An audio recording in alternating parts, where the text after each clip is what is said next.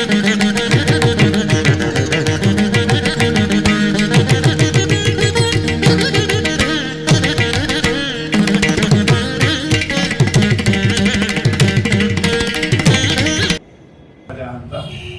ಅರಿಷ್ಟ ಅಂತ ಒಬ್ಬ ಅಸುರ ಅರಿಷ್ಟನನ್ನು ಸಂಹಾರ ಮಾಡಿದ. ಇದಾದ ಮೇಲೆ ಕೇಶಿ ಅನ್ನೋ ಅಸುರ ಬಂದಿದ್ದ.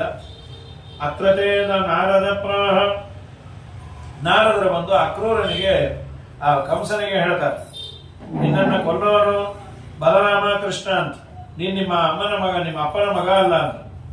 ಮತ್ ಯಾರು? ಧ್ರುಮಿಲ ಅನ್ನೋ ಗಂಧರ್ವನ ಮಗ.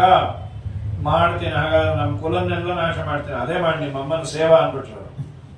ಹಾಗಾಗಿ ಅವರಮ್ಮ ಶಾಪ ಕೊಟ್ಟಿದ್ದು, ನನ್ನ ಹೊಟ್ಟೆಯಲ್ಲಿ ಹುಟ್ಟೋ ಮಗು ನಮ್ಮ ವಂಶವನ್ನು ಉದ್ಧಾರ ಮಾಡೋದು ಬೇಡ ಅಂತ ಹೇಳಿ. ಸರಿ, ನಂತರದಲ್ಲಿ ಅಕ್ರೂರನ್ನ ಕೊಟ್ಟು ಕಳಿಸಿ. ಏನು ಅಕ್ರೂರನ ಭಕ್ತಿ! ಯಾಕಂದ್ರೆ ಅಪ್ಪ ಅಮ್ಮ ತುಂಬಾ ಪುಣ್ಯವಂತರು. ಕೃಷ್ಣನ ಪಾದದ ಚಿಹ್ನೆಗಳು ಅಲ್ಲಿ ಮೂಡಿತ್ತು. ಪುಟ್ಟ ಪಾದ, ಬೆಳಗ್ಗೆ ಹೊರಟು ಬಂದ, ಸಾಯಂಕಾಲ ಆಯಿತು. ಪುಟ್ಟ ಪಾದವನ್ನು ಇಟ್ಟುಕೊಂಡು ಎಲ್ಲ ಗೋವುಗಳನ್ನ ಮನೆ ಕಟ್ಕೊಂಡು ಹೋಗಿದ್ದ. ತದ್ದರ್ಶನ ಆಹ್ಲಾದ ವಿವೃದ್ಧ ಸಂಭ್ರಮ ಪ್ರವೃದ್ಧ ರೋಮ ಅಶ್ರುಕಲ ಕುಲೇಕ್ಷಣ. ಕಣ್ಣಲ್ಲಿ ನೀರು ಸುರಿತಾ ಇದೆ, ಆ ರೋಮಗಳೆಲ್ಲ ನಿಗರಿ ನಿಂತಿದೆ. ಯಾಕೆ ಅಂದ್ರೆ ನಮ್ಮ ಅಪ್ಪನ ಪಾದ ಇದು ಪುಟ್ಟದು. ಇಕೋ ನೋಡೆ ರಂಗನಾಥನ ಪುಟ್ಟ ಪಾದವ, ಸಿಕ್ಕಿದೆ ಶ್ರೀ ಲಕ್ಷ್ಮೀಪತಿಯ ದಿವ್ಯ ಪಾದವ. ಇಕೋ ನೋಡೆ ರಂಗನಾಥನ ಪುಟ್ಟ ಪಾದವ, ಶಂಖ ಚಕ್ರ ಗದಾ ಪದ್ಮ ಅಂಕಿತ ಪಾದವ, ಅಂಕುಶ ಕುಲಿಶ ಧ್ವಜ ರೇಖ ಅಂಕಿತ ಪಾದವ, ಪಂಕಜ ಸರನ ಹೃದಯದಲ್ಲಿ ನಲಿವ ಪಾದವ, ಸಂಕಟಹರಣ ವೆಂಕಟೇಶನ ದಿವ್ಯ ಪಾದವ. ಇಕೋ ನೋಡೆ ರಂಗನಾಥನ ಚಿಕ್ಕ ಪಾದವ. ಅದರ ಮೇಲೆ ಹೊರಳುಕೊಂಡು ಬಂದು ಉರುಳು ನಮಸ್ಕಾರ ದೇವರ ಮನೆಯವರು. ಅಯ್ಯೋ ಅವನ ದೀಕ್ಷೆ ಏನು, ಮೈ ಕಲ್ಲು ಗಿಲ್ಲು ಚಿಚ್ಚತ್ತೆ, ಅದು ಏನೇ ಬಟ್ಟೆ ಹಾಳಾಗ್ಲಿ ದೇವರ ದರ್ಶನ ಆಗಬೇಕು ಅಂತ ದೇವರು ಹಾಲು ಕರೀತಾ ಕೂತಿದ್ದ. ಅಕ್ರೂರ ಬಂದ ಕೂಡಲೇ ಅವನನ್ನು ಅಲ್ಲೇ ನಿಲ್ಲಿಸಿ ಪಾದ ತೊಳೆದು ಆಲಿಂಗನ ಮಾಡಿಕೊಂಡು, ಅಕ್ರೂರ ಏನೇನು ಅನ್ಕೊಂಡು ಅದು 100 ಪಟ್ಟು ಕೃಷ್ಣ ಮಾಡಿಬಿಟ್ರು. ಆಗಲೇ ಭಾಗವತ ಅಂತ, ಕಿಮಲಭ್ಯಂ ಭಗವತಿ ಪ್ರಸನ್ನೆ ಶ್ರೀನಿಕೇತನೆ ತಥಾಪಿ ತತ್ಪರ ರಾಜನ್ ನೈವ ವಾಂಛಂತಿ ಕಿಂಚನ. ದೇವರು ಸರ್ವಸ್ವವನ್ನು ಕೊಡ್ಲಿಕ್ಕೆ ತಯಾರಿದ್ರು, ಏನೋ ಕೇಳೋದಿಲ್ಲ. ಕೃಷ್ಣ ನಿನ್ನ ದರ್ಶನ ಆದದ್ದೇ ನನ್ನ ಭಾಗ್ಯ. ಅಕ್ರೂರ ಏನ್ ಬಂದ್ರಿ? ನಿಂಗೆ ಏನಾದರೂ ತಿನ್ಲಿಕ್ಕೆ ಕೊಂಡ್ಲಿಕ್ಕೆ ಕೊಡೋದ? ಕೊಡು ಸ್ವಾಮಿ, ನಿನ್ನ ಕೈಯಿಂದ ಏನು ಬಂದ್ರು ಒಳ್ಳೇದು. ಎಲ್ಲ ಆದ್ಮೇಲೆ ಆಲಿಂಗನ ಮಾಡಿಕೊಂಡು, ಏನ್ ಬಂದ್ರಿ? ನಿನ್ನನ್ನು ಕರ್ಕೊಂಡು ಹೋಗ್ಬೇಕು ಅಂತ. ಎಲ್ಲಿಗೆ? ಅದೇ ನಮ್ಮ ಊರಿಗೆ, ಅಲ್ಲಿಗೆ ಬರ್ಬೇಕು ನೀನು. ಮಥುರಾಕ್ ಜೋರಾಗಿ ಅನ್ಬೇಡ, ಇವ್ರಿಗೆಲ್ಲ ಕೇಳಿಸ್ಬಿಟ್ರೆ ಮತ್ತೆ ಅವರೆಲ್ಲ ಬಂದ್ಬಿಡ್ತಾರೆ. ರಥ ಚಿಕ್ಕದು ಅಂದ್ರೆ ನಿನ್ ರಥ ಚಿಕ್ಕದು, ಅವ್ರಿಗೆಲ್ಲ ಆಧಾರ್ ಕಾರ್ಡ್ ಇದೆ, ಫ್ರೀ ಬಸ್ ಹತ್ತು ಬಂದ್ಬಿಡ್ತಾರೆ. ದಯಮಾಡಿ ಬೇಡ. ಈಗ ಎಲ್ಲಾ ಸ್ಟೇಟ್ ಅವರು ಕೊಡ್ತಾ ಇದ್ದಾರೆ ಫ್ರೀ. ತೆಲಂಗಾಣ ಕೊಟ್ಟರು. ಏನು ಹೆಣ್ಮಕ್ಳಾಗಿ ಹುಟ್ಟಬೇಕಪ್ಪ, ಏನು ಭಾಗ್ಯ. ಅವ್ರಿಗೂ ಅಲ್ರಿ, ಅವ್ರಿಗೇನು ದುಡ್ಡು ಬರುತ್ತೆ? ಹೆಣ್ಮಕ್ಳು ಓಡಾಡಿದ್ರೆ ಇವ್ರು ಓಟ್ ಹಾಕಿದ್ದಾರೆ ಅಂತ ಓಡಾಡಿಸ್ತಾರೆ. ಮತ್ತೆ ಸಂಡೆ ಮನೇಲಿ ಕೂತಿದ್ರು, ಈಗ ಬಸ್ ಹತ್ತು ಬಿಡ್ತಾರೆ. ಏನೇ ಕಾಣೋದಾದ್ರು ಬಸ್ ಸ್ಟ್ಯಾಂಡಿಗೆ ಬಂದ್ರೆ ಅಂತ. ಹೀಗಾಗಿ ದುರಂತ ಇದೆ. ಸುಮ್ಮನೆ ಏನ್ ಕೊಡೋದು. ನಂತರದಲ್ಲಿ ಸರಿ ಅದು ಗೊತ್ತಾಗೋಯ್ತು. 4ನೇ ದಿವಸ ಬೆಳಗ್ಗೆ ಎದ್ದು ಹೊರಡೋ ಕಾಲಕ್ಕೆ ಗೋಪಿಕೆ ಆಶ್ರಯರೆಲ್ಲ ಬಂದ್ಬಿಟ್ಟು, ಕೃಷ್ಣ ನೀವು ಹೋಗಬೇಡ, ಏನ್ ಇದ್ದಕ್ಕಿದ್ದಾಗೆ ಪ್ರೋಗ್ರಾಮ್ ಇದು. ಇವರೇ ಅಕ್ರೂರಾಚಾರ ಆರ್ಗನೈಸರ್ ಅಂತ. ಅವನನ್ನೆಲ್ಲ ಚೆನ್ನಾಗಿ ಬೈದು ಮಾಡಿ ಆಮೇಲೆ, ಕೃಷ್ಣ ನೀವು ಹೋಗಬೇಡ. ಯಾಕೆ? ನೀವು ಹೋದ್ರೆ ಮತ್ತೆ ಬರ್ತೀಯೋ ಇಲ್ಲೋ? ಯಾಕೆ? ಅಲ್ಲಿ ಸಿಟಿ ಹುಡುಗಿರೆಲ್ಲ ನೋಡ್ಲಿಕ್ಕೆ ಮುದ್ದಾಗಿರ್ತಾರೆ, ಡ್ರೆಸ್ ಮಾಡ್ಕೊಂಡು, ಅವರೆಲ್ಲ ತಳಕು ಬಳಕು ಜಾಸ್ತಿನೋ, ಒಳಗೆ ಹಾಕೊಂಡ್ಬಿಟ್ರೆ ಅಪರಾಣಿ ನೀನು ಬಿಡಲ್ಲ. ಇದು ಸುಮ್ಮನೆ ಅಂತೀನಿ, ನಮ್ಮ ಹುಡುಗಿರೇ ಚಂದ ಅಂತ. ಈ ಕಡೆ ಬರಲ್ಲ ಬಿಡಲ್ಲ. ಮಾಧವ ಮಧುರೆಗೆ ಹೋದರೆ ಮಮತೆ ಪೂರ್ಣ ಇರಲೇಲ, ಆಧರಿಸಿ ಅಲ್ಲಿರುವ ವನಿತೇರು ಮೋದದಲ್ಲಿ ಬಿಡರಲ. ಮಾಧವ ಚಲುವಲನೆಯರ ಒಲುಮೆಯನ್ನು ಚಲಿಸಿ ನೀ ಬೇಗ ಬಾರೆಲ. ಕುಲದ ಸ್ತ್ರೀಯರು ನಾವು ಎಲ್ಲ ಕ್ಷಣದಿ ಮೊರೆ ಇಡುತ್ತೇವೆಲ ಮಾಧವ. ಬರ್ತೀಯಲ್ಲ, ನಾಳೆ ಬಂದ್ಬಿಡ್ತೇನೆ. ಪಾಪ ಬಿಟ್ರು. ಸರಿ, 6 ಗಂಟೆ ಸುಮಾರು ಯಮುನಾ ಅಡ್ಡ ಬಂತು. ಯಮುನೆಯಲ್ಲಿ ಇವನು ಇಳಿದು ಸ್ನಾನ ಮಾಡಿ ಅಕ್ರೂರ ಯಾಕೆ ಅಂತ, ಸ್ವಾಮಿ ಸಂಧ್ಯಾವಂದನೆ ದೇವ್ರ ಪೂಜೆ ಮಾಡಿ ಬಂದ್ಬಿಡ್ತೇನೆ, ಇದೆಲ್ಲ ಮಾಡೋದು ಯಾಕೆ ಅಂತ, ದೇವ್ರು ಸಿಗಲಿ ಅಂತ. ನಾ ಸಿಕ್ಕಿದ್ದೇನಲ್ಲ, ಸಿಕ್ಕಿದೆ ಅಂತ ಬಿಟ್ಬಿಡಬಾರ್ದು, ಸಿಕ್ಕಾಗೆ, ಆದ್ರಿಂದ ಮಾಡ್ತೇನೆ. ಏನು ಪುಣ್ಯಾತ್ಮನು, ಯಾವ ಸಾಧನೆಯನ್ನ ಮಾಡೋದಾದ್ರೂ ಅದರ ಅಲ್ಟಿಮೇಟ್ ಗೋಲು ದೇವರು ಸಿಗಲಿ ಅಂತ. ನಾನೇ ಒಂದು ರೂಪದಿಂದ ಸಾಕ್ಷಾತ್ತಾಗಿ ಇನ್ನೊಂದು ರೂಪದಲ್ಲಿ ಸನ್ನಿಹಿತನಾಗಿ ಕೂತಿದ್ದೀನಿ, ಆದರೂ ಸಂಧ್ಯಾವಂದನೆ ಬಿಡ್ತಾ ಇಲ್ಲಲ್ಲ. ಆಚಾರ್ಯರು ಅಕ್ರೂರನ ಬಗ್ಗೆ ತಾತ್ಪರ್ಯದಲ್ಲಿ ಹೇಳ್ತಾ, ಅವನು ಶೇಷದೇವರ ಉಪಾಸಕ. ದಿನ ಅವನು ಅರ್ಘ್ಯವನ್ನು ಕೊಡಬೇಕಾದ್ರೆ ಕೈಯಲ್ಲಿ ಶೇಷದೇವರು ಕಾಣಿಸೋರು. ಇವತ್ತು ಶೇಷನ ಮೇಲೆ ಕೃಷ್ಣನೇ ಕೂತ್ಬಿಟ್ಟ ಅಂತ ಹರಿವಂಶ ಮಾತನ್ನು ಹೇಳುತ್ತೆ. ದದರಶ ಭೋಗಿನಾಂ ನಾಥಂ ಸ್ಥಿತಮೇಕಾರ್ಣವೇಶ್ವರಮ್ಮೆ ಪೂಜ್ಯಮಾನಂ ದ್ವಿಜೇಂದ್ರೇಂದ್ರೈ ವಾಸುಕಿ ಪ್ರಮುಖೈ ಪ್ರಭುಂ. ಎಲ್ಲ ಹಾವುಗಳು ಕೃಷ್ಣನನ್ನ ಪೂಜೆ ಮಾಡ್ತಾ ಇದ್ದದ್ದು ತನ್ನ ಕೈಯಲ್ಲಿ ಕಣ್ಣಂತೆ. ಆಚಾರ್ಯರು ಈ ಮಾತನ್ನೇ ನಿರ್ಣಯದಲ್ಲಿ ಹೇಳ್ತಾರೆ. ಇದು ಭಾಗವತದಲ್ಲಿ ಇಲ್ಲ. ಅವನು ಕೃಷ್ಣನ್ ನೋಡದ ಅಂತ ಇಷ್ಟ ಇದೆ, ಕೃಷ್ಣನ್ ನೋಡಿ ಅದ್ಭುತವಾದ ಸ್ತೋತ್ರ ಮಾಡ್ಯಾನ. ಅಕ್ರೂರ ಕೃತ ಸ್ತೋತ್ರ ತುಂಬಾ ಚೆನ್ನಾಗಿದೆ ಭಾಗವತದಲ್ಲಿ. ಇಲ್ಲಿ ಆ ಮಾತನ್ನ ಹೇಳ್ತಾರೆ, ಇದನ್ನೇ ನೋಡು ಆಚಾರ್ಯರಂದ್ರು.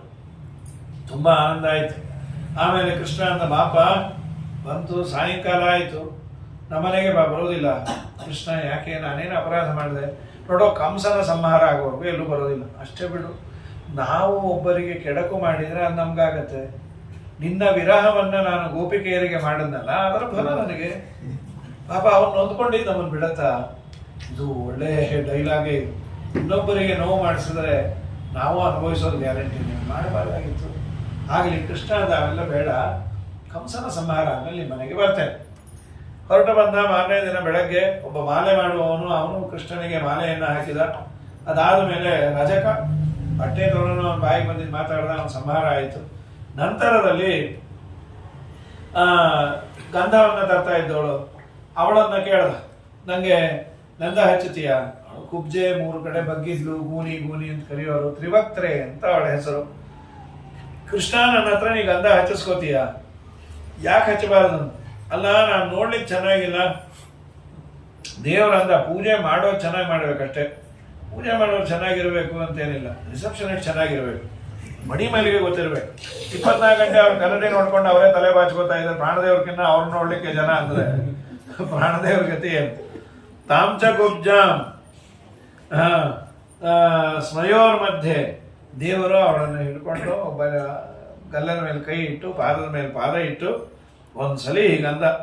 ತುಂಬ ಮುದ್ದಾಗಿ ಆಗಿಬಿಟ್ಟು, ಏನು ಸೌಂದರ್ಯದ ರಾಶಿ.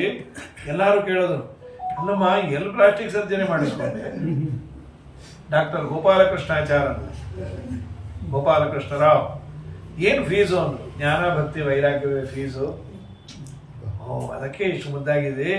ಶಿಲೆಯ ಪಾದ ರಜದಲ್ಲಿ ಸ್ತ್ರೀ ಮಾಡಿದ ಪರಮ ಪುರುಷ ಶ್ರೀ ರಾಮರೇ ಬಲುವಕ್ರಾಗಿದ್ದ ಅವನಯ ಕ್ಷಣದಲ್ಲಿ ಚಲುವೆಯ ಮಾಡಿದ ಕೃಷ್ಣ ಹರೇ ಜೈ ಜೈ ರಾಮ ಹರೇ ಜೈ ಜೈ ಕೃಷ್ಣ ಹರೇ.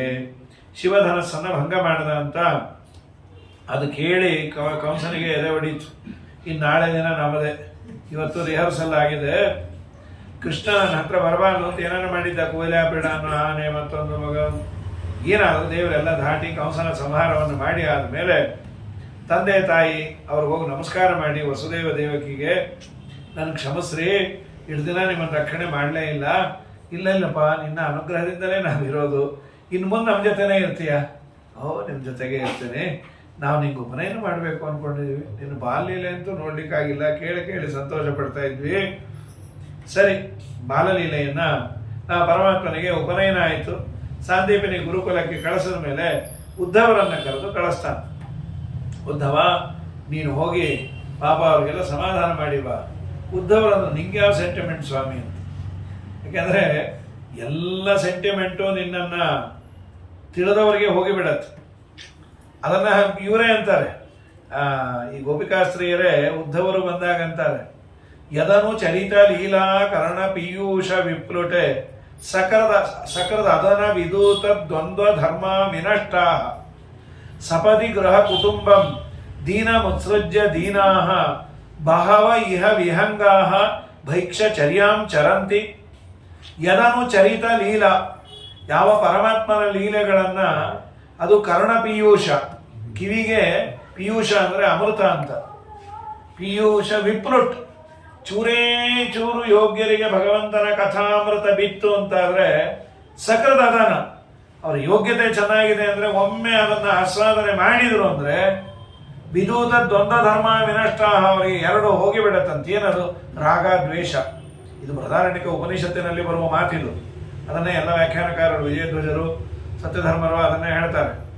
ಅವ್ರು ಏನ್ ಮಾಡ್ತಾರೆ? ಭಿಕ್ಷಾಟನೆಯನ್ನು ಮಾಡ್ತಾರೆ. ಯಾವ ಭಿಕ್ಷೆ? ಜ್ಞಾನ ಭಿಕ್ಷೆ. ನನಗೊಂಚೂರು ಭಗವಂತನ ತತ್ವದ ಬಗ್ಗೆ ಹೇಳ್ತೀರಾ. ಇವತ್ತಿನಷ್ಟು ಅನುಕೂಲ ಇರಲಿಲ್ಲ. ವಿದ್ಯಾಪೀಠಗಳು ಪಾಠ ಹೇಳೋರು ಹುಡುಕಿ ಸತ್ತು ಸುಣ್ಣ ಆಗಿ ಅವರನ್ನ ಪ್ಲೀಸ್ ಮಾಡಿ ಅವ್ರ ಬಾಯಿ ತೆಗಿಲಿಕ್ಕೆ 16 ವರ್ಷ ಬೇಕಂತ. ನನಗೊಂಚೂರು ಪಾಠ ಹೇಳ್ರಿ. ಇವತ್ತು ತುಂಬಾ ತುಂಬಾ ಸುಲಭ ಆಗಿಬಿಟ್ಟಿದೆ ಪಾಠ ಹೇಳೋದು. ಮನೆಗಳಲ್ಲೇ ಬೇಕಾದಷ್ಟು ಅನುಕೂಲ, ಇಂಟರ್ನೆಟ್ಗಳಲ್ಲಿ ಪಾಠ, ಯಾವ ತೆಗೆದ್ರೂ ಪಾಠ ಸಿಗತ್ತೆ. ಪ್ರಾಚೀನ ಕಾಲದಲ್ಲಿ ಪಾಠ ಅದನ್ನೇ ಇದು ಹೇಳೋದು, ಭೈಕ್ಷ ಚರ್ಯಾಂಚರಂತಿ, ಭಿಕ್ಷಾಟನೆಯನ್ನು ಮಾಡ್ತಾರೆ. ಜ್ಞಾನ ಭಿಕ್ಷೆ ಎಲ್ಲ ಬಿಟ್ಬಿಡ್ತಾರಂತೆ, ಮನೆ ಮಠ ಎಲ್ಲ ಬಿಟ್ಟು ಅವರು ತಕ್ಷಣ ನನಗೊಂಚೂರು ಜ್ಞಾನ ಭಿಕ್ಷೆಯನ್ನು ಕೊಡಿ ಅಂತ. ಅಂಥ ದೇವರನ್ನ ನಾವು ಬಿಟ್ಬಿಟ್ವೆ ಅಂತ ಕೆಲಸ ಆಯಿತು. ಉದ್ಧವರು ಬಂದಾಗ ಚೆನ್ನಾಗಿ ಬೈತಾರೆ ಮೊದಲು, ನೀವೆಲ್ಲ ಮೋಸಗಾರರು, ನೀವೆಲ್ಲ ದುಂಬಿ ಇದ್ದ ಹಾಗೆ, ಹೂವಿಂದ ಹೂ ದುಂಬಿ ಹಾರುತ್ತೆ, ನೀವು ಹುಡುಗಿಯಿಂದ ಹುಡುಗಿಗೆ ಹಾಡ್ತೀವಿ. ಮಧುಪ ಕಿತವ ಬಂದೋ ಮಾಸ್ಪೃಶ, ನಮ್ಮನ್ನು ಬಿಟ್ಬೇಡ. ಅಸ್ಮಾನ್ ಕುಚ ವಿಲುಲಿತ ಮಾಲಾ ಕುಂಕುಮ ಶ್ಮಶ್ರಭಿರ್ತಂ, ಅದಕ್ಕೆ ಮೀಸೆ ಇರತ್ತೆ ಅದು ದುಂಬಿಗೆ. ಇವ್ರ ಮುಂದೆ ಬಂದ ಮೀಸೆಯನ್ನ, ಅದು ಭಾವನೆ ನಮ್ಗೆ ಹೇಗಿರುತ್ತೋ ಹಾಗೆ ಅನಿಸತ್ತೆ. ನೀನು ನಮ್ಮ ಹತ್ರ ಬರಬೇಡ, ಯಾಕೆಂದ್ರೆ ನಮ್ಮನ್ನು ಅಣಗಿಸ್ತಾ ಇದ್ದಾಗಿದೆ, ನಿನ್ನ ಮೀಸೆಯಿಂದ ಅಲ್ಲಾಡಿಸ್ತಾ ಇದ್ದಿ. ಏನಂತ? ಮಥುರೆಯಲ್ಲಿರುವ ಹೆಣ್ಣು ಮಕ್ಕಳು ಕೃಷ್ಣ ಮುಡಿಸಿದ ಮಾಲೆಯನ್ನ ಹಾಕೊಂಡಿದ್ದಾರೆ, ಹೂವನ್ನ ಮುಡಿದಿದ್ದಾರೆ, ಅಲ್ಲಿ ಮಕರಂದವನ್ನ ಆಸ್ವಾದನೆ ಮಾಡಿಕೊಂಡು ಬಂದು ನೀ ಇಲ್ಲಿ ಅಲ್ಲಾಡಿಸ್ತಾ ಇದ್ದ ಇದನ್ನ ಮೀಸನ್. ಏನಂತ? ಆ ಭಾಗ್ಯ ನಿಮಗಿಲ್ಲ. ಅವ್ರಿಗೆ ನೋಡ್ರೆ ಸಿಕ್ಕಿಬಿಟ್ಟಿದೆ ಅಂತ ನಮ್ಮನ್ನು ಅಣಗಿಸ್ತಾ ಇದ್ದಾಗಿದೆ. ಎದೋ ಮಧುಪ ಕಿತವ ಬಂದೋ ಮಾಸ್ಪೃಶಾಸ್ಮಾನ್ ಸಪತ್ನ್ಯಾ ಕುಚ ವಿಲುಲಿತ ಮಾಲಾ ಕುಂಕುಮ ಶ್ಮಶ್ರುಭಿಸ್ತ್ವಂ. ಶ್ಮಶ್ರು ಅಂದ್ರೆ ಮೀಸೆ. ನೀನು ಅಲ್ಲೇ ಹೋಗ. ಅಲ್ಲಪ್ಪ, ಕೃಷ್ಣ ಏನ್ ಮಾಡ್ದ? ಸಕೃತಧರ ಸುಧಂ ಸ್ವಂ ಮೋಹಿನಿಂ ಪಾಯಯಿತ್ವ ಸುಮನಸೈವ ಸದ್ಯಃ ಕಸ್ತಜನ್ಮಂ ಭವಾದ್ರಕೆ. ಒಮ್ಮೆ ಸ್ಯಾಂಪಲ್ಲು ಅಮೃತವನ್ನ ಕೊಟ್ಟ, ತುಟಿಯಲ್ಲಿ ಅಮೃತ ಉಂಟು ಕೃಷ್ಣನ ತುಟಿಯಲ್ಲಿ, ಅದನ್ನು ಕೊಡ್ತಾನೆ ಅನ್ಕೊಂಡೆ ಓಡೋಟೋದ. ನೀವು ಬಿಟ್ಟು ಬಿಡ್ರಿ, ನಮ್ಮ ಕರ್ಮ ನಾವು ಮರೀಲಿಕ್ಕೆ ಆಗ್ತಾ ಇಲ್ಲ, ಹಾಗಾಗಿದೆ. ಅವಂದೇ ಗುಂಗು ನಮಗೆ.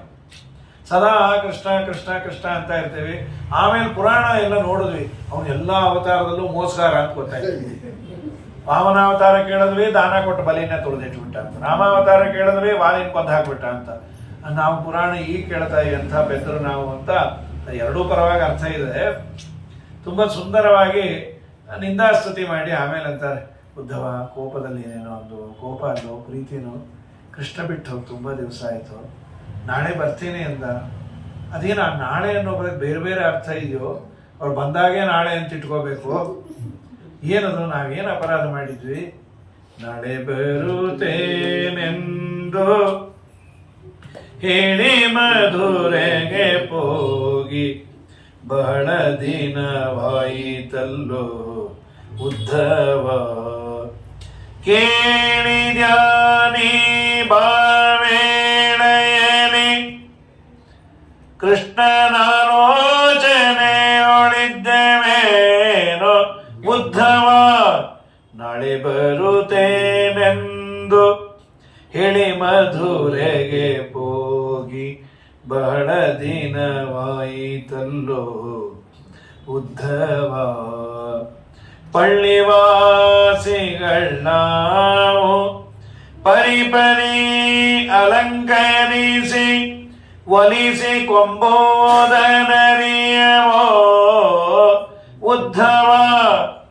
ಗೊಲ್ಲಸತಿಯರು ಸದಾ ಗೋರಕ್ಷಕರು ಮೈಯ ತೊಳೆಯಲರಿಯವೋ ಉದ್ಧವ ಬಲ್ಲಿದನ ಸಹವಾಸ ಮಾಡ್ಯವನ ಮಹಿಮೆಯನೆಲ್ಲ ತಿಳುಹಿಕೊಂಡೆವೋ ಉದ್ಧವ ಚಲ್ಲೆ ಕಂಗಣ ಚಪಲೆಯರು ಮಧುರೆ ನಾರಿಯರ ಒಲುಪಿಗೆ ನಾವೆದುರೇನೋ ಉದ್ಧವ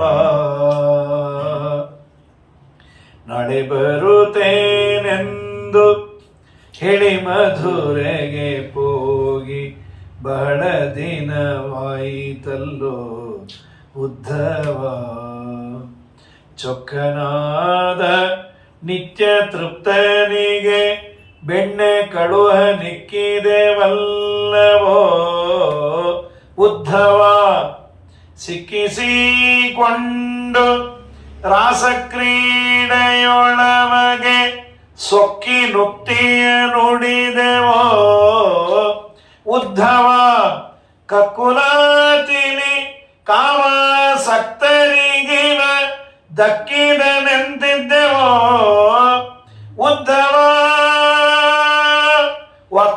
ವಕ್ರಗತಿಯಾಗಿ ಅಕ್ರೂರ ಬಂದೆಮ್ಮ ಚಕ್ರಧರ ನಗಲಿಸಿದನೋ ಉದ್ಧವ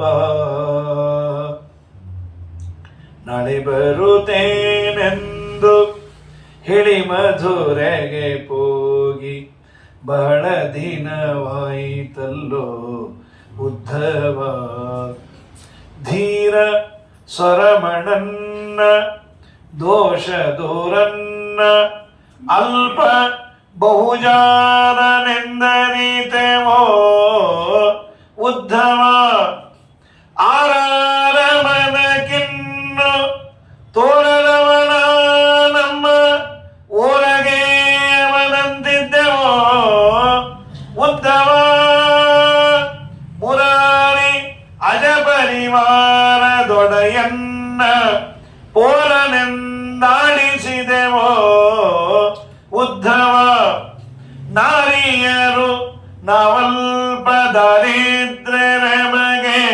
ಶ್ರೀರಮಣನೆಂತೊದಗುವನೋ ಉದ್ಧವ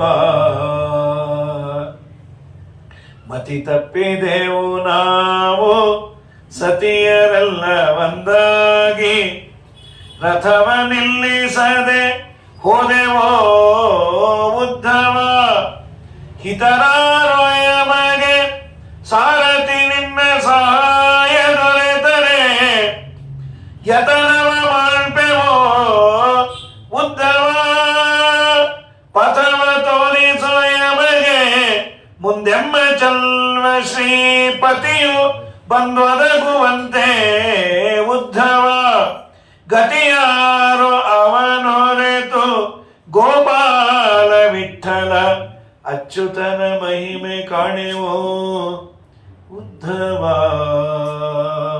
ನಾಳೆ ಬರುತ್ತೇನೆಂದು ಹೇಳಿ ಮಧುರೆಗೆ ಹೋಗಿ ಬಹಳ ದಿನವಾಯಿತಲ್ಲೋ ಉದ್ಧವ ಅಪಿಬತ ಮಧುಪುರೀಯಂ ಆರ್ಯಪುತ್ರೋಧುನಾಸ್ತೆ ಸ್ಮರತಿ ಸ ಪಿತೃಗೇಹಂ ಸೌಮ್ಯ ಬಂಧೂಂಶ್ಚ ಗೋಪಾನ್ ಕ್ವಚಿದಪಿ ಸ ಕಥಂ ನಃ ಕಿಂಕರಿಣಾಂ ಗೃಹೀತೋ ಭುಜಮಗರು ಸುಗಂಧಂ ಮೂರ್ಧದಾಸ್ಯತ್ಕದಾನೋ. ಕಡೆಯಲ್ಲಿ ಪದ್ಯ ಅಪಿಬತ ಮಧುಪುರಿಯಾಂ, ಅದನ್ನೇ ಗೋಪಾಲದಾಸರು ಇಷ್ಟು ದೊಡ್ಡದು ಮಾಡಿದ್ರು. ಮಥುರಾಪಟ್ಟಣದಲ್ಲಿ ನಮ್ಮ ಕೂಸ್ ಚೆನ್ನಾಗಿದೆಯಾ, ಆರ್ಯಪುತ್ರ ಅಧುನಾ ಆಸ್ತೆ ಚೆನ್ನಾಗಿದ್ದಾನ. ಅಪಿಬತ ಮಧುಪುರಿಯಾಂ ಆರ್ಯಪುತ್ರೋ ಅಧುನಾಸ್ತೆ ಸ್ಮರತಿ ಸ ಪಿತೃಗೇಹಂ. ಅವನಿಲ್ಲಿ ಆಟ ಆಡಿದ್ದೆಲ್ಲ ನೆನೆಸ್ಕೊಳ್ತಾನ.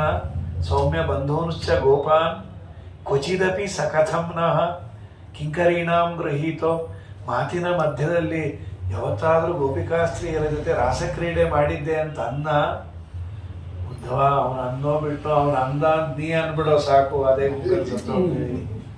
ಅವನು ಗಂಧವನ್ನ ಲೇಪನ ಮಾಡಿಕೊಂಡ ಆ ಕೈಯನ್ನ ನಮ್ಮ ತಲೆ ಮೇಲೆ ಮೂರ್ಧ ದಾಸ್ಯತ್ ಕದಾನು ಯಾವತ್ತೂ ಅವನ ಕೈ ನಮ್ಮ ಮೇಲೆ ಇಡ್ತಾನೆ, ಕಾಯ್ತಾ ಇದ್ವಿ, ಬರ್ತಾನ. ಉದ್ಧವರಂದರು, ನಾನೇ ಭಕ್ತ ಅಂದ್ಕೊಂಡಿದ್ದೆ ನಮ್ಮಮ್ಮ.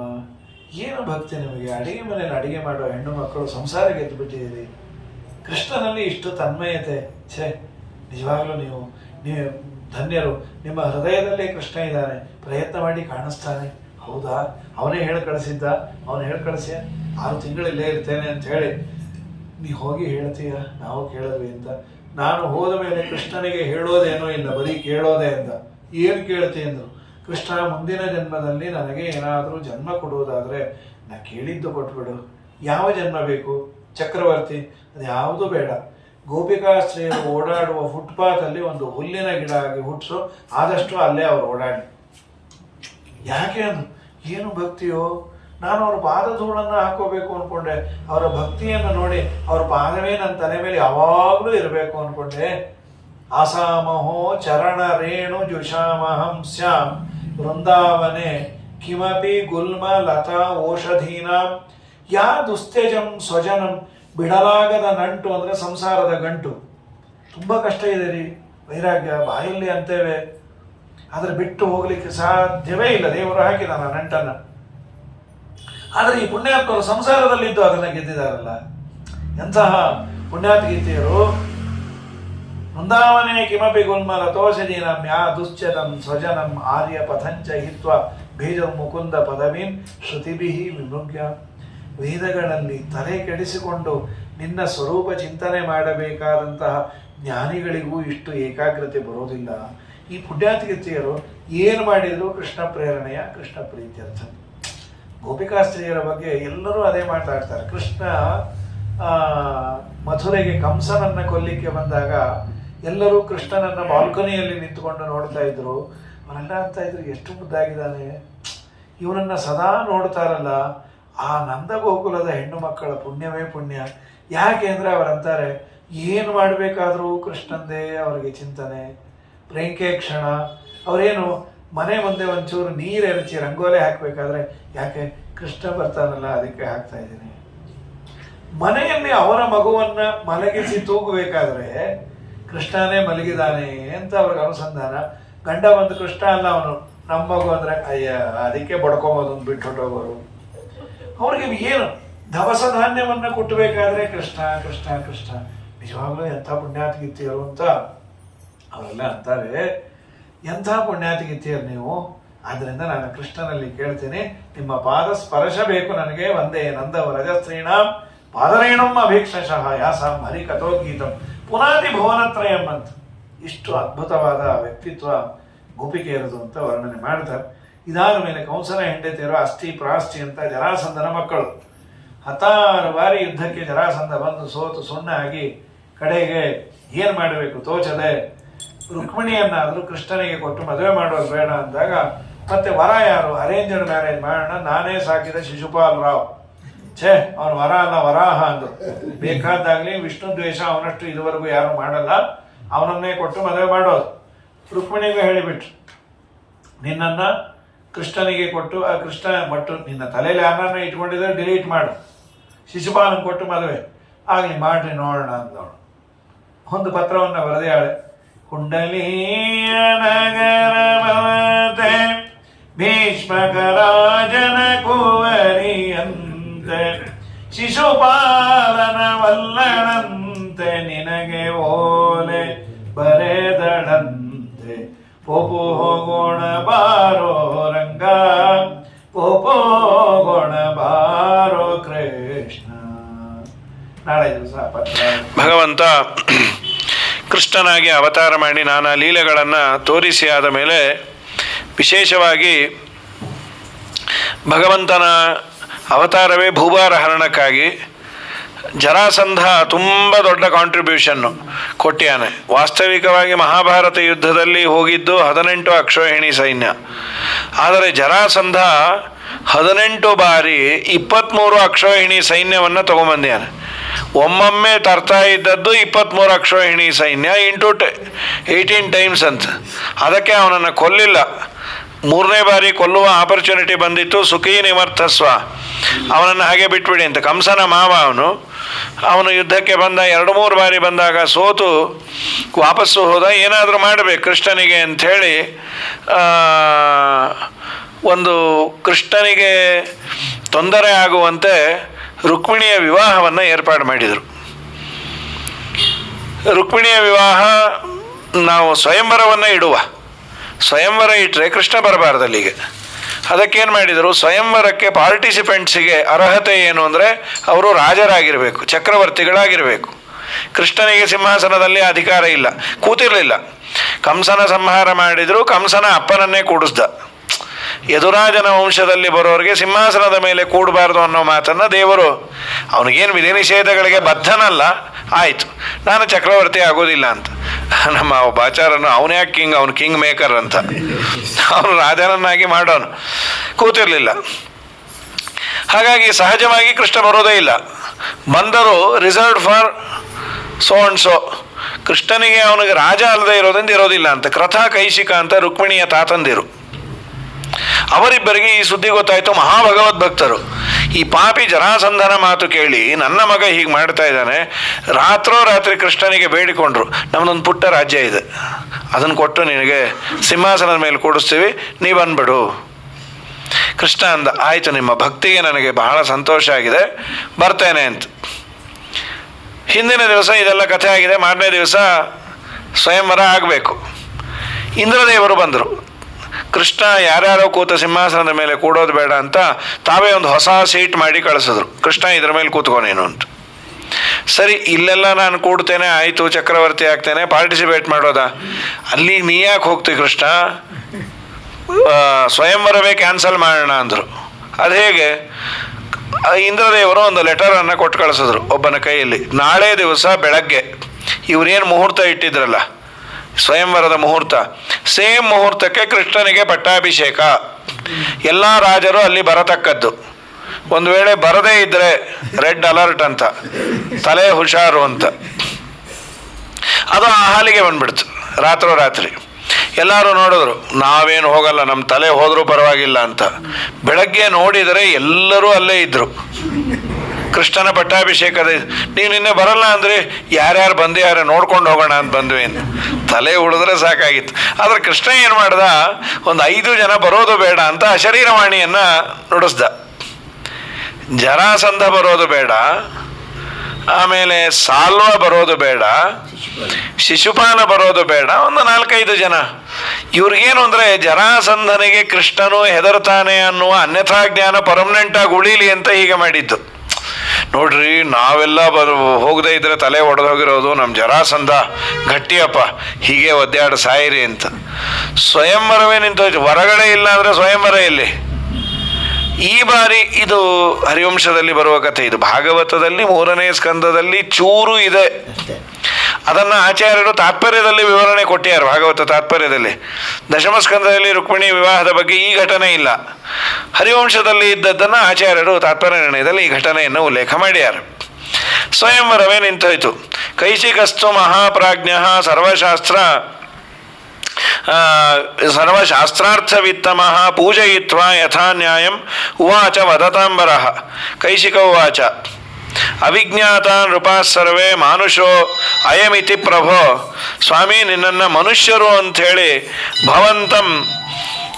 ಭವಂತಂ ಉಪರುದ್ಧಾನಾಂ ದೇವತ್ವಂ, ದೇವರು ನೀನು ಅನ್ನೋದು ಇದೊಂದು ದೊಡ್ಡ ಭಾಗ್ಯ. ಯಾರಿಗೆ ಕೃಷ್ಣ ದೇವರು ಅಂತ ಗೊತ್ತಿತ್ತು ಅವ್ರದ್ದೆಲ್ಲ ಭಾಗ್ಯ. ಇವ್ರಿಗೆ ದೇವರು ಅಂತ ಗೊತ್ತು. ನಿನ್ನನ್ನು ಹೋಗಿ ಸ್ವಯಂವರಕ್ಕೆ ಬರಬೇಡ ಅಂತಾರೆ. ನೀನು ಇಲ್ಲದೇ ಇರೋ ಪ್ರದೇಶ ವಿಶೇಷ ಯಾವುದು ಅಂತ. ಯದ್ಯಪಿ ಭೀಷ್ಮಕನೂ ಪಾಪ ಒಳ್ಳೆಯವನೇ, ಅವನು ದೇವರನ್ನು ಸ್ತೋತ್ರ ಮಾಡ್ತಾನೆ. ನನ್ನ ಮಗಳನ್ನು ನಿನಗೇ ಕೊಡಬೇಕು ಅಂತ ಅಪೇಕ್ಷೆ ಇದೆ. ಈ ಹಾಳು ಮಕ್ಕಳ 5 ಜನ ಇದ್ದಾರಲ್ಲ, ಅವರಿಂದ ನಾನು ಹಾಳಾಗಿದ್ದೇನೆ. ಆಯಿತು, ಇದು ನಿಂತೇ ಹೋಯ್ತು. ನಂತರದಲ್ಲಿ ಜರಾಸಂಧ ಏನು ಮಾಡ್ದ, ಕೃಷ್ಣನನ್ನು ಗೆಲ್ಲೋದು ಹೇಗೆ ಅಂದಾಗ, ಕಾಲಯವನ ಅಂತ ಇದ್ದಾನೆ, ಅವನನ್ನು ನಾವು ಕಟ್ಕೊಂಡ್ರೆ ಗೆಲ್ಲಬಹುದು ಅಂತ ಸಾಲ್ವ ಅನ್ನೋನೊಂದು ಸೊಲ್ಯೂಷನ್ ಕೊಟ್ಟ. ಸಾಲ್ವ ಅನ್ನೋನು ಇವನ ಮಂತ್ರಿ. ಅವನೇ ಯಾರು? ಕೃಷ್ಣನನ್ನು ಕೊಲ್ಲೋನು ಗರ್ಗಾಚಾರ್ಯರ ಮಗ. ಅಲ್ಲೋ, ಗರ್ಗಾಚಾರ್ಯರು ಕೃಷ್ಣನ ಮನೆ ಪುರೋಹಿತರು. ಅವರು ಕೃಷ್ಣನಿಗೆ ನಾಮಕರಣದಿಂದ ಆರಂಭ ಮಾಡಿಕೊಂಡು ಉಪನಯನ, ಅನ್ನಪ್ರಾಶನಾದಿಗಳು ಎಲ್ಲ ಮಾಡಿದವರು ಅವರು. ಅವ್ರ ಮಗ ಇವನ್ನೇ ಕೊಲ್ತಾನೆ. ಇಲ್ಲ ಅವರು ತಪಸ್ಸು ಮಾಡಿ ಕೃಷ್ಣನ್ನೇ ಕೊಲ್ಲೋ ಮಗನ್ ಪಡೆದಿದ್ದಾರೆ ಅಂದರು. ಇದಿನ್ನೂ ಆಶ್ಚರ್ಯ. ಯಾಕೆ ತಪಸ್ಸು ಮಾಡಿದರು? ಇದು ಹರಿವಂಶ ಹೇಳತ್ತೆ ಈ ಕಥೆಯನ್ನು. ಅದು ಭಾಗವತದಲ್ಲಿ ಇಲ್ಲ, ಇದು ಹರಿವಂಶದ ಕೆಲವು ವಿಶೇಷಗಳು. ಆಚಾರ್ಯರು ಅದನ್ನ ನಿರ್ಣಯದಲ್ಲಿ ಹಿಡಿದಿದ್ದಾರೆ. ಗರ್ಗಾಚಾರ್ಯರು ಮದುವೆ ಆದ ಮೇಲೂ ಕೆಲವು ದಿವಸ ಬ್ರಹ್ಮಚರ್ಯ ವ್ರತದಲ್ಲಿ ಇದ್ದರು. ಈ ಯಾದವರೆಲ್ಲ ಒಂದು ಕಡೆ ಕೂತ್ಕೊಂಡು, ಈ ಮನುಷ್ಯನಿಗೊಂದು ಚಟ ಇರತ್ತಲ್ಲ ಆಡ್ಕೊಂಬೋದು, ನೋಡೋ ಬಂದ ಇವನು ಅಷ್ಟೇ ಬಿಡಿ ಹೀಗೆ ಓಡಾಡ್ತಾ ಇರಬೇಕು, ಹೀಗೆಲ್ಲ ಅಂದರು. ತುಂಬ ನೋವಾಯಿತು. ನಾನು ವ್ರತದಲ್ಲಿದ್ದೇನೆ, ಬ್ರಹ್ಮಚರ್ಯ ವ್ರತ, ಅದಕ್ಕೆ ಮರ್ಯಾದೆ ಕೊಡೋದು ಹೋಗಲಿ, ಆಡ್ಕೊಳ್ತಾ ಇದ್ದಾರೆ ಇವರೆಲ್ಲ. ಏನೋ ಮಹಾಗಟ್ಟಿಗರು, ಕೃಷ್ಣನ್ ಸಪೋರ್ಟ್ ಬೇರೆ ಇದೆ ಅಂತ. ಇನ್ನೊಮ್ಮೆ ಆಡಿಕೊಂಡಾಗ ಆ ಸಭೆಯಲ್ಲಿ ಕೃಷ್ಣನೂ ಇದ್ದ, ನಗ್ತಾ ಇದ್ರು. ಇನ್ನು ಮಕ್ಕಳಾಗಲ್ಲ ಆಗಲ್ಲ ಆಗಲ್ಲ ಅಂತ ತುಂಬ ನೋವಾಯಿತು. ಮಾಡ್ತೀನಿ, ನಿಮಗೆಲ್ಲ ಕೃಷ್ಣನ ಸಪೋರ್ಟಿಂದ ಇಂಥ ದುರಹಂಕಾರ ಅಲ್ಲ, ಕೃಷ್ಣನ್ನೇ ಮುಗಿಸೋ ಒಂದು ಮಗುವನ್ನು ಪಡೆದು ಕೃಷ್ಣನ್ನೇ ಮುಗಿಸ್ಬಿಟ್ರೆ ನೀವು ಕೇರ್ ಆಫ್ ಫುಟ್ಪಾತ್ ಆಗ್ತೀರಿ ಅಂತ ತಪಸ್ಸು ಮಾಡಿದ್ರು. ರುದ್ರದೇವರನ್ನು ಕುರಿತು ರುದ್ರದೇವರ ಪ್ರತ್ಯಕ್ಷ ಆದ್ರೆ ಏನು ಬೇಕು? ಕೃಷ್ಣನ್ನೇ ಕೃಷ್ಣಾರ್ಪಣ ಮಾಡೋ ಮಗು ಬೇಕು ಅಂದರು. ಯಾವ ಕೃಷ್ಣ ಅಂದರು? ಅದೇ ನಿಮ್ಮ ತಾತ. ಜನನ ಮರಣ ಇಲ್ಲದ ಜನಾರ್ದನ ಅವನೆಲ್ಲ ಸಾಯ್ತಾನೆ, ಆಗಲ್ಲ ಅಂದರು. ಸ್ವಾಮಿ ನಿಮ್ಮ ಆರಾಧನೆ ಮಾಡಿದರೆ ಎಂದೂ ವ್ಯರ್ಥ ಆಗಲ್ಲ ಅಂತ ದೊಡ್ಡದಾಗಿ ಸ್ಟೇಟ್ಮೆಂಟ್ ಇದೆ. ಹಾಳಾಗಿ ಹೋಲಿ, ಕೃಷ್ಣನ್ ಕೊಲ್ಲೋ ಮಗು ಕೊಡ್ತೀನಿ ಅಂದರು. ನಾನು ಅದೇ ಕೇಳಿದ್ದು ಅಂದರು. ನಾ ಹೇಳಿದ್ದು ಬೇರೆ ಅಂದರು. ಕೃಷ್ಣ ಅಂದರೆ ಕಪ್ಪಗಿರುವ ಒಂದು ಪದಾರ್ಥ ಅವ್ರು ಹೇಳಿದ್ದು. ಅದು ಹಾಗೆ ಆಯಿತು ಕೂಡ. ಕೃಷ್ಣನಿಗೆ ಗೊತ್ತಿತ್ತು ರುದ್ರದೇವರು ವರ ಕೊಟ್ಟಿದ್ದಾರೆ, ಅವ್ರ ವರ ವ್ಯರ್ಥ ಆಗಬಾರ್ದು. ಯಾಕೆ ಅವ್ರ ವರ ಕೊಡೋದೇನು, ಅವರಲ್ಲಿ ನಾನೇ ಕೊಟ್ಟಿರೋದು ಈ ವರ, ವ್ಯರ್ಥ ಮಾಡಿಸೋದು ಬೇಡ ಅಂತ ಒಂದು ಗಡಿಗೆಯಲ್ಲಿ ಕರಿ ನಾಗರಾವು ತುಂಬ ವಿಷ ಇರುವ ಬದುಕಿರುವ ಸರ್ಪವನ್ನು ಹಾಕಿ ಕಾಲಯವನನ್ನೇ ಕೊಟ್ಟು ಕಳಿಸ್ದ ಕೃಷ್ಣ. ಕಾಲಯವನ ಅದನ್ನು ನೋಡಿ, ಅವತ್ತಿನ ಕಾಲದ ಮೆಸೇಜಿಂಗ್ ಸಿಸ್ಟಮ್ ಅಂತದು. ಅವನೇನು ಊಹೆ ಮಾಡ್ದ, ಕೃಷ್ಣ ನಾನೊಂದು ಕರೀ ಸರ್ಪ, ತುಂಬ ವಿಷ ತುಂಬಿರುವ ಸರ್ಪ, ನಾನು ಕಚ್ಚಿದ್ರೆ ಯಾರೂ ಉಳಿಯಲ್ಲ ಅಂತ ನನಗೆ ಮೆಸೇಜ್ ಹಾಕಿದ್ದಾನೆ. ಕೃಷ್ಣನನ್ನು ಕೊಲ್ಲಲಿಕ್ಕೆ ಏನೂ ಕಷ್ಟ ಇಲ್ಲ, ಸಣ್ಣ ಸಣ್ಣ ಇರುವೆಗಳು ಕೊಲ್ಲಬಹುದು ಅಂತ ಆ ಗಡಿಗೆ ತುಂಬ ಇರುವೆ ಬಿಟ್ಟ. ಇರುವೆ ಹಾವನ್ನು ಕಚ್ಚಿ ಕೊಂದಾಕ್ಬಿಡುತ್ತೆ. ದೊಡ್ಡ ದೊಡ್ಡ ಪ್ರಾಣಿಗಳು ಹಾವಿಗೆ ಹೆದರತ್ತೆ, ಇರುವೆ ಕಚ್ಚಿ ಅದು ಸತ್ತೋಯ್ತು. ಮತ್ತೆ ಕೃಷ್ಣನಿಗೆ ವಾಪಸ್ ಮೆಸೇಜ್ ಬಂತು, ನೀನು ಎಂಥ ಸರ್ಪ ಆದರೂ ನಾನು ನಿನ್ನನ್ನು ಕೊಲ್ಲಬಲ್ಲೆ ಅಂತ ಅವನು ಊಹೆ. ಕೃಷ್ಣ ರುದ್ರದೇವರು ಫೋನ್ ಮಾಡ್ದ, ರುದ್ರ ನಿನ್ನ ವರ ಇಲ್ಲೇ ಮುಗಿದೋಯ್ತು ನೋಡು, ಕೃಷ್ಣ ಸರ್ಪ ಸತ್ತೋಯ್ತು. ಓ ಸ್ವಾಮಿ, ಎಷ್ಟು ಅನುಗ್ರಹ ಮಾಡಿದೆ. ಅವನ ತಲೆ ಅವನು ಏನೋ ಅನ್ಕೊಂಡ್ರೆ. ಕಾಲಯವನ ಹುಟ್ಟೋ ಮುಂಚೆ ಗರ್ಗಾಚಾರ್ಯರು ಗಟ್ಟಿಮುಟ್ಟಿಯಾಗಿ ಹುಟ್ಟಲಿ ಅಂಥೇಳಿ ಒಂದಿಷ್ಟು ಕಬ್ಬಣ ತಿನ್ನೋರಂತೆ. ಕಾಲ ಅಂದರೆ ಕಬ್ಬಣ ಅಂತಾನೆ ಅಲ್ಲ, ಕಾಲಾಪತ್ಥರ್ ಅಂತೇನೋ ಅಂತಾರಲ್ಲ ಹಿಂದಿನಲ್ಲಿ. ಕಾಲ ಅಂದರೆ ಕಬ್ಬಿಣ. ಆ ಗರ್ಗಾಚಾರ್ಯರು ಮಗು ಗಟ್ಟಿಮುಟ್ಟಿ ಇರಲಿ ಅಂತ ದಿನಾ ಕಬ್ಬಣ ತಿನ್ನೋರು. ಮಹಾಗಟ್ಟಿಗರಪ್ಪೋ, ಕಬ್ಬಣ ತಿನ್ನೋರು ಇದ್ರೆ ಕಷ್ಟವೇ ಮನೇಲಿ. ಏನೋ ದೋಸೆ ಮುಗೀತು ಅಂತಂದರೆ ಅವಲಕ್ಕಿ ಕಲಸ ಹಾಕ್ಬೋದು, ಹೆಂಚೆ ಹಾಕು ಅಂದ್ರೆ ಏನು ಸಾಯ್ಬೇಕು. ನಿನ್ನೆ ದೋಸೆ ಮುಗಿದಿದ್ದಕ್ಕೆ ಹೆಂಚು ತಿಂದರು, ಮೊನ್ನೆ ಬೋಂಡ ಕಮ್ಮಿ ಆಗಿದ್ದಕ್ಕೆ ಬಾಂಡ್ಲೆ ತಿಂದರು. ಕಬ್ಬಿಣ ತಿಂದ ಮೇಲೆ ಹುಟ್ಟಿದ ಮಗು ಆದದ್ದರಿಂದ ಕಾಲ ಯವನರಲ್ಲಿ ಬೆಳೆದ, ಕಾಲ ತಿಂದ ಮೇಲೆ ಹುಟ್ಟಿದ, ಆದ್ದರಿಂದ ಅವನ ಹೆಸರು ಕಾಲಯವನ. ಕಾಲವನ್ನು ನಿರೀಕ್ಷಣೆ ಮಾಡ್ತಾ ಇದ್ದ, ಕೃಷ್ಣನ ಯಾವತ್ತು ಕೊಲ್ತೀನಿ ಅಂತ. ಕೃಷ್ಣ ಮಥುರೆಯಲ್ಲಿ ದಿನಾ ಯುದ್ಧ ಆಗೋದು. ಈ ಜರಾಸಂಧ ಬಂದು ಮಥುರಾ ಜನಕ್ಕೆಲ್ಲ ಬೇಸರ ಆಗಿದೆ, ಇವನ್ನೆಲ್ಲರನ್ನ ನಾನು ಶಿಫ್ಟ್ ಮಾಡ್ತೀನಿ ಅಂತ